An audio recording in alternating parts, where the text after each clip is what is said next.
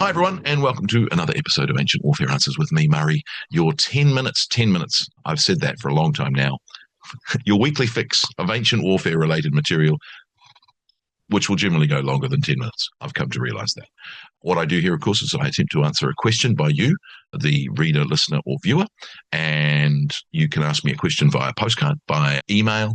You can ask me a question via commenting on a previous video or podcast. However you like. I do actually have one that was shouted into the street. My ears burned and I heard it, but that's not for today. Today, the question comes from Argentina. Hello, Argentina. And it's, hi, Murray, big fan of the Ancient Warfare podcast. Lovely. I'm writing from Argentina. I had a quick question I was hoping you might shed some light on.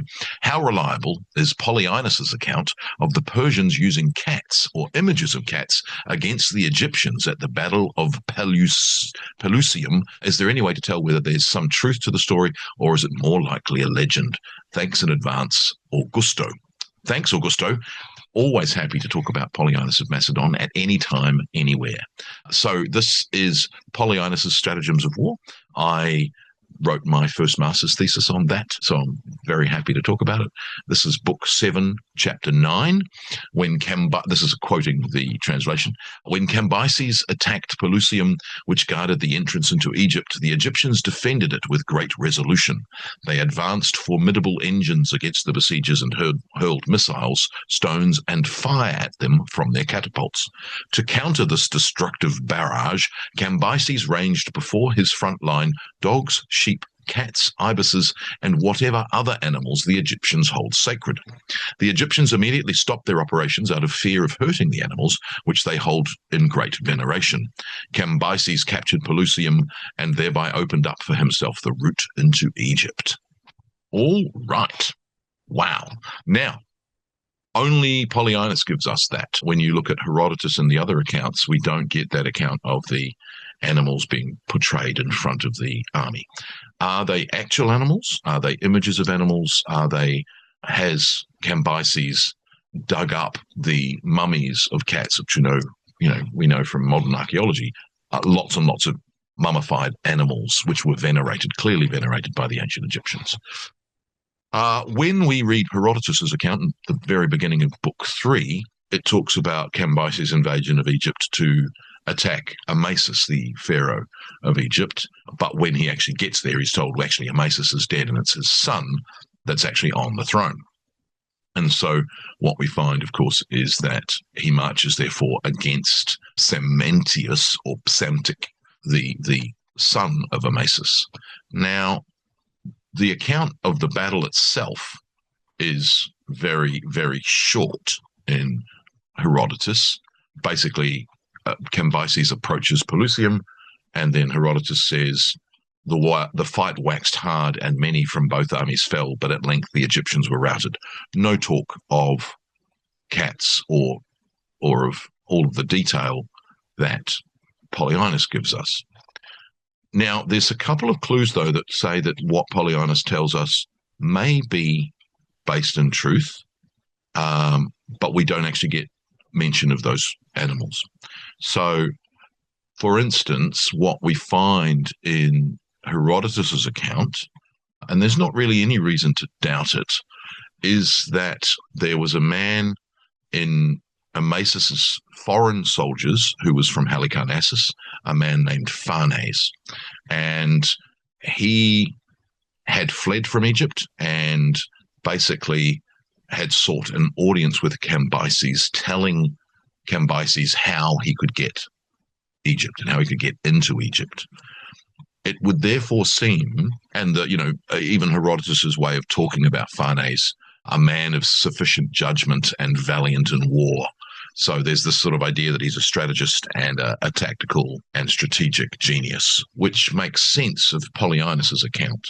And so the interesting thing about that account is the detail that Pharnes gives in Herodotus isn't about put cats in front of your army. It's about how he's going to cross the waterless desert. And so, according to Herodotus, Pharnes showed him Amasis' condition, so the nature of his armies and how many troops he had and where they were, and how Cambyses should march. and that he therefore, in order to get through the waterless desert, and again, we get vast detail from Herodotus about this, which we're not sure on, collecting large jars of water and sending them to the Arabians and all sorts of things like that. He says that Cambyses should ask the king of the Arabians for safe passage. He then goes on to say the only way into Egypt is this. The road runs from Phoenicia as far as the city of Caditus, which belongs to the Syrians of Palestine, as it is called, from Caditus, which I judge as a city not much smaller than Sardis, which for the first time is the implication, of course, that Herodotus has visited it, to the city of Ienesus, the seaport of the Arabians, and then the Serbonian March, the Cassian promontory, which stretches towards the sea.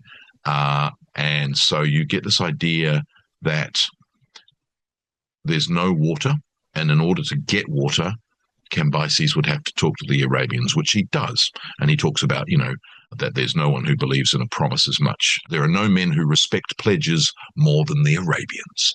And so by promising that, the Arabians march into the city with camels carrying water skins, and basically the Arabian king meets Cambyses in the middle of the desert, and they march, therefore, into Egypt.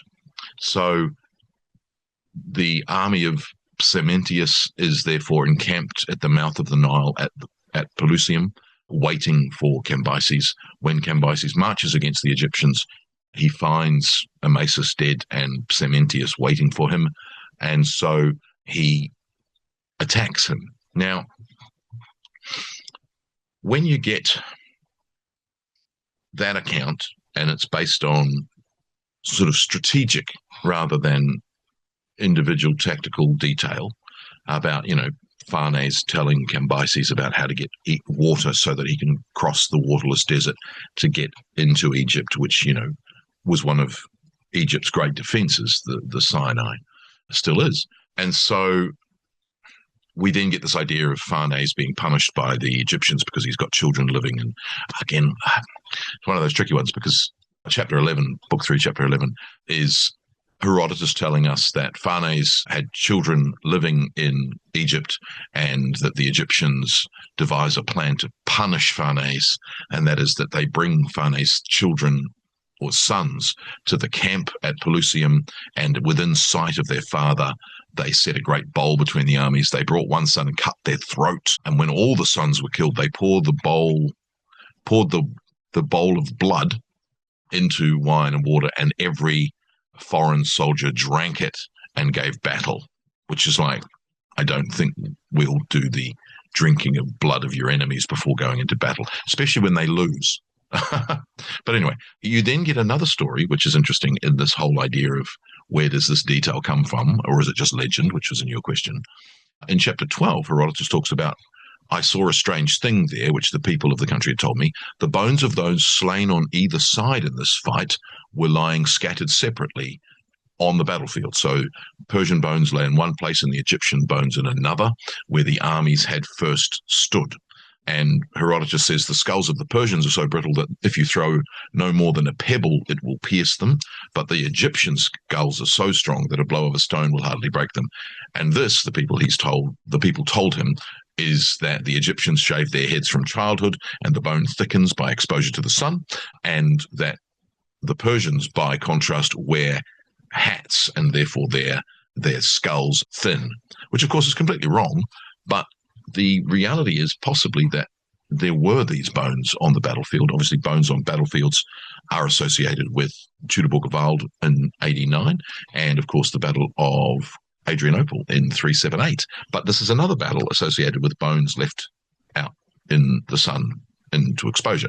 And of course, the exposure of bones will make them brittle, not Herodotus's reasons, but it does seem as if Herodotus had seen this battlefield. Right, which comes all the way back to Polyaenus's detail. And the interesting there is, of course, why does Polyaenus, writing in the 2nd century AD, want to include detail that no one else has included? And part of it is exactly that.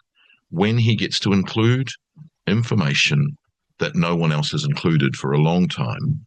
It gives his readers, who are, of course, the emperors, Marcus Aurelius and Lucius Verus, reason to read him. And so the fascinating thing there is, of course, that in the preface to Book 5, Polyaenus thanks the emperors for reading his book.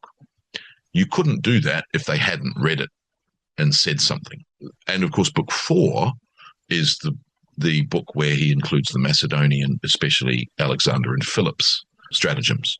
And, of course, where Verus is about to go and fight a war, which is the whole reason for the stratagems in the first place, is against the Parthians. Now, the Romans associated the Parthians with the Persians of old. Therefore, Verus was going to be another Alexander and go and fight in the same area as the conquests of Alexander the Great. And so by reading a collection of stratagems by Polyaenus, which has two, and I've written on them in my academic career once upon a time, big Alexander stratagems that's not recorded in Arrian or any other Alexander historian. There's two of them. One about the breakfast of the king and one about the law courts of Alexander. By having those, he's been singled out as readable because he includes information that no one else has read. The collection of stratagems originally is 8 books. This is coming in book 7. And I think that one of the reasons for trusting Polyaenus, at least finding a book which had this in it that no one else has written down, is because he'll be read because it's a stratagem no one else has recorded. So I don't know if they're actually cats or images of cats and other animals, but it makes sense of that Phanes, the strategic genius, escaping from Amasis, saying, hey, well, if you put, images or actual animals at the front of your troops, the Egyptians will be reticent to attack you because they venerate those animals. Makes sense of that whole sort of bigger picture of the campaign that you get in Herodotus, even though Herodotus doesn't mention that specific example. I think it makes sense, and I would trust it in a general way rather than just reject it as being fanciful. And one of the things, of course, about where you've got Polyaenus deliberately finding recherche items that no one else has recorded is that at least someone before him had actually written that down as what has happened at the Battle of Pelusium. So thank you, Augusto. I hope that helps. And join me again for another episode of Ancient Warfare Answers. Thanks. Bye.